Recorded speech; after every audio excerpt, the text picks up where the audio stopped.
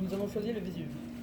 Le Vésuve est un volcan italien situé au-dessus de Naples, au bord de la mer Méditerranée.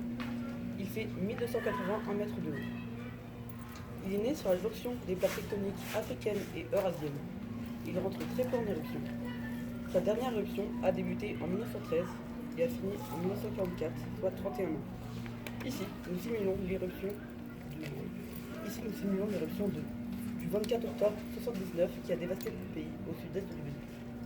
L'éruption fut précédée de plusieurs gros tremblements de terre, dont un 17 ans auparavant. L'éruption commence à 8 h par un tremblement de terre qui ne préoccupe pas les habitants. Vers 13 h, alors que le bouchon de lave qui bloque la cheminée du Vésuve vient de sauter, un énorme nuage de cendres sort du cratère. C'est un panache dit panache plinien qui montera jusqu'à 32 km d'altitude. Les cendres vont ensuite pousser vers Pompéi et retomber sur cette ville jusqu'à la recouvrir. Au cours des 7 premières heures de l'éruption, des bombes en pierre ponce blanche tombent sur Pompéi en recouvrant une hauteur de 15 cm par heure, s'accumulant sur 1,30 m à 1,40 m. Certaines familles croient judicieux de se réfugier dans la cave de leur maison, mais puisque la couche de cendres ne cesse de s'épaissir, ils ne pourront sortir et périront tous asphyxiés. En effet, après quelques heures, la couche de pierre est si haute que les toits des maisons s'effondrent et tuent un certain nombre d'habitants qui croyaient que leur maison constituait un refuge suffisant. D'autres tentent de fuir en mettant sur leur tête des coussins ou des tissus pour se protéger de la chute de pierre.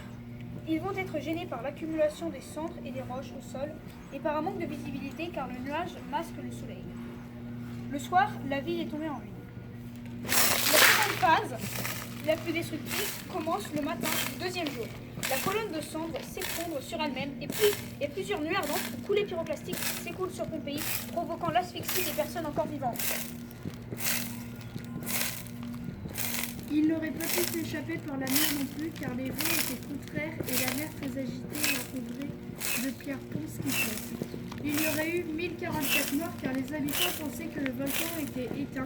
Ils ne s'attendaient donc pas à cette éruption, et de nombreux habitants n'ont pas fui, mais sont restés à côté de chez eux à dormir dehors. Les seuls témoignages directs qui nous sont parvenus sont ceux des lettres écrites par Pline le Jeune, qui relate sa propre expérience de l'éruption et les circonstances de la mort de son oncle Philippe l'Ancien, parti observer le phénomène de plus près. De nos jours, le Vésuve est l'un des volcans les plus surveillés du monde, car plus de 1,2 million d'habitants vivent à proximité.